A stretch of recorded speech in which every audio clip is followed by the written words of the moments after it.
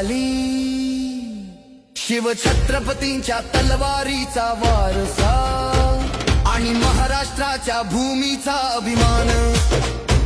या दोन्हीच्या धगधगत्या परंपरेतून